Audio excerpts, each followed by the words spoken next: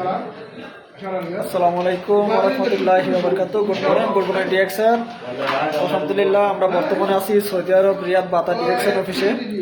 আমি আসছিলাম আজকে একটা প্রোগ্রামে, এসে দেখি আমাদের লিডার রানা ভাই ডিরেকশন থেকে বোনাস উঠতেছে, ফখরুল ইসলাম রানা ভাই। তো আমি আজকে দেখবো ফখরুল ইসলাম রানা ভাই কত টাকা বোনাস উঠেছে। যে রানা ভাই, আপনার বোনাসটা একটু দেখতে চাই আমরা। সরাসরি দেখেন ৩,২৮৫.96 রিয়াল। আলহামদুলিল্লাহ।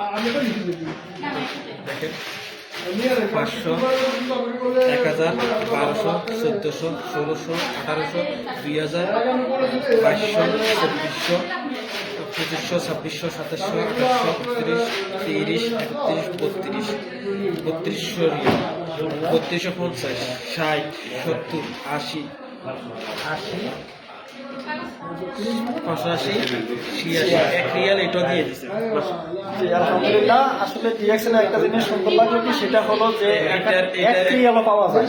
এটা কিন্তু বাংলাদেশি 1 লক্ষ টাকার উপরে। এটা কিন্তু Wow! 1 লক্ষ টাকার উপরে। যারা প্রবাসে আছেন, সৌদি আরব আছেন, বা গুগলে সার্চ দিয়ে 1 রিয়াল সমান কত টাকা, এই যে ইনকামটা, এটা আমি কিন্তু একটা ডিএক্সএল বিষয়ে আসি না এই দেশে।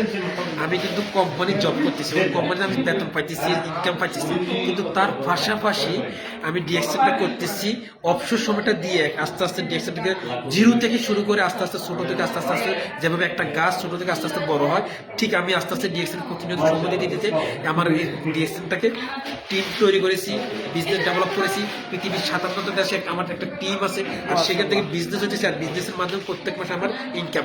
এই ইনকামটা শুধু এখানে আসি যে থাকবে তা নয়, এটা লাইফ টাইম ইনকাম। আমি দেশে চলে যাওয়ার পরও যদি আমি দেশে চলে যাই, আমার পরিবারকে সময় দেওয়ার মাধ্যমে আমার ইনকাম থাকবে। বাইশের যদি কুল্লু নাফসের জায়গাতের মতো আমি যদি মারাও যাই, এখন যদি এই মুহূর্তে মারা যায়, আগামী মাসে আমার সন্তান ইনকাম দিবে। আজকে আমার যে পজিশন, আগামী মাসে আমার সন্তানের সেই পজিশন থাকবে। তো সম্মানিত সকল লিডার, আপনাদেরকে বলতেছি যে আপনারা যারা আমার এই ভিডিওটা দেখবেন, প্রত্যেকে বলবো সময়কে নষ্ট না করে নাটক, টিকটক, সিনেমা, জীবন ধ্বংস ছাড়া কিছু দিবে না। সময়টাকে মূল্যায়ন করুন, জীবনটাকে গ্রহণ, আপনাদের সন্তানের জন্য সুন্দর একটা ভবিষ্যৎ তৈরি করুন।